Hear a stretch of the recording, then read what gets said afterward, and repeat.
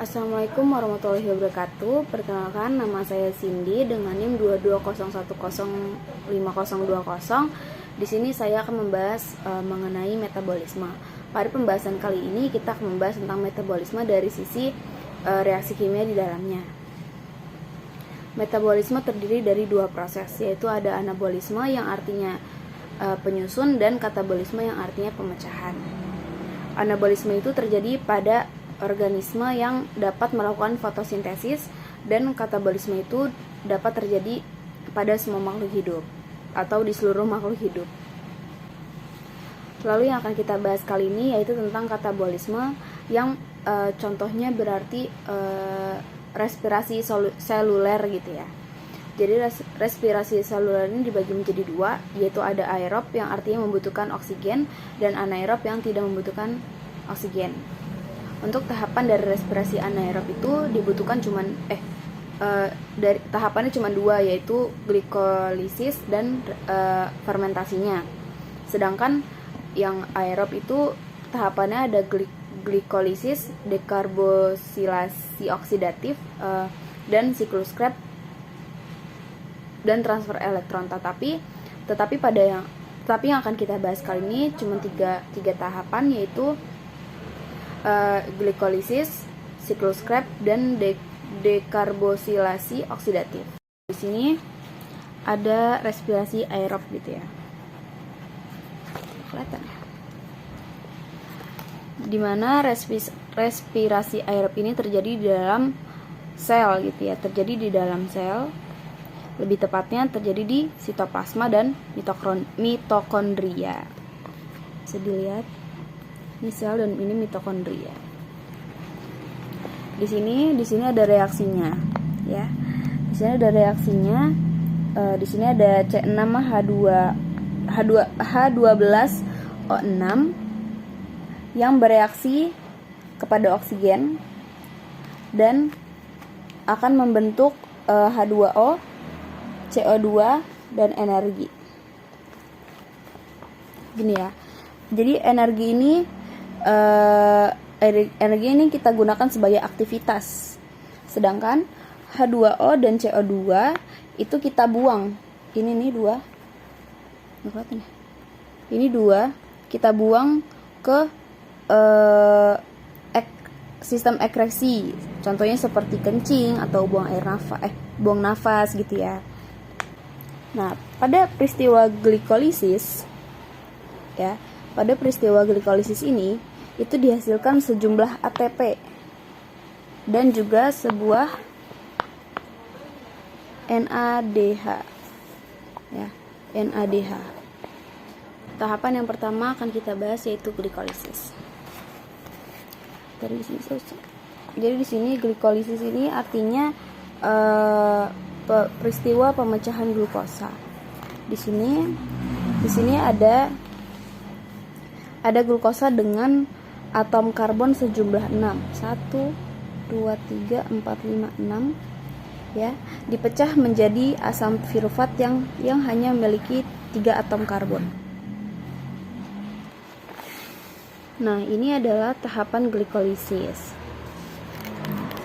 Ini adalah glukosa dengan 6 atom karbon ya, 1 2 3 4 5 6. Di atas 1 2 3 4 5 6. Jadi sebelumnya gambar kanan adalah struktur molekulnya yang terdapat dalam reaksi, dan di sini juga sama tetapi sudah dilengkapi dengan enzim. Langkah pertama yang dilakukan adalah glukosa itu akan difosforilasi atau ditempeli molekul fosfat enzim ya. Enzim ini melakukannya enzim heksokinase.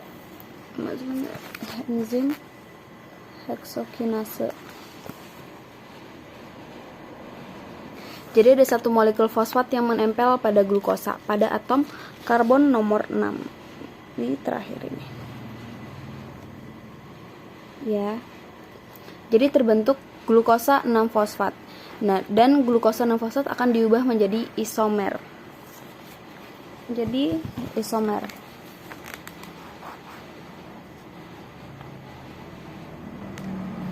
Fosfoglukosa oleh fosfoglukosa isomerase jadi fruktosa 6-fosfat.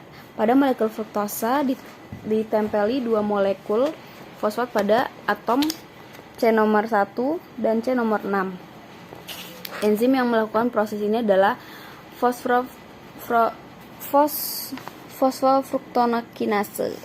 Oke. Pada peristiwa ini sudah masuk dalam 2 molekul ATP. Dan tahapan kedua kita masuk ke dekarboksilasi oksidatif. Pada tahapan dekarboksilasi oksidatif ini, asam pirofat ini masuk ke dalam mitokondria. Kalau yang sebelumnya glikolisis terjadi di sitoplasma. Di sini asam pirofat memiliki atom sejumlah 3. 1, 2, 3. Sejumlah 3 itu nanti akan dilepas ya. Ini akan dilepas satu molekul dari yang mengikat 2 molekul oksigen atau melepas CO2. Ketika CO2-nya lepas dibarengi sama reaksi oksidasi pada molekul asam pirofat sehingga membentuk NADH. Dan ada molekul koenzim ya, koenzim A yang masuk maka terbentuk ke asetil CoA yang membentuk 2 atom karbon. Dan asetil CoA ini nanti akan masuk ke tahapan yang siklus Krebs. Nah, ini kita akan masuk ke siklus Krebs, tahapan siklus Krebs. Jadi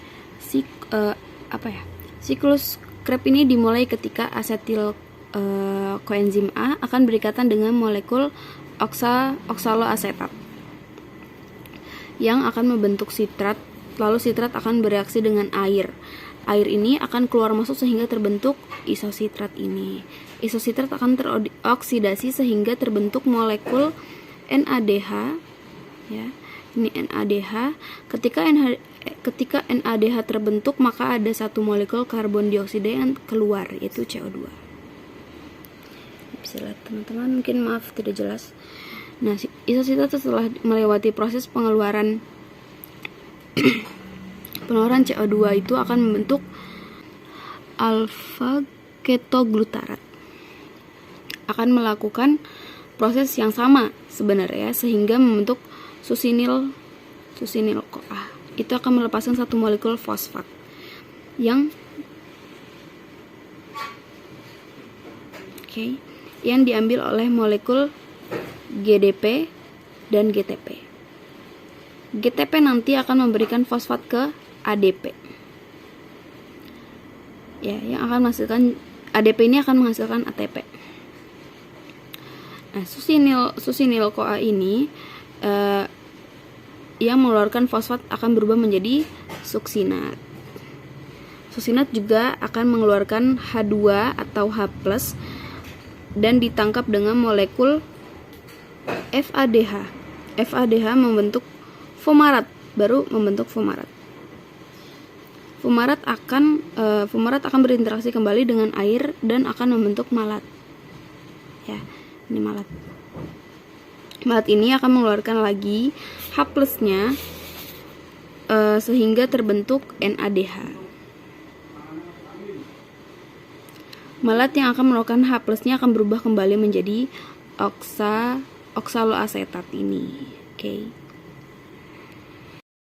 Mungkin segini dulu yang dapat saya jelaskan mengenai pembahasan metabolisme kali ini. Kurangnya mohon dimaafkan, mungkin dalam penyusunan kata atau memberikan gambaran dan cara menjelaskan saya banyak kekurangan, mohon dimaafkan. Wassalamualaikum warahmatullahi wabarakatuh.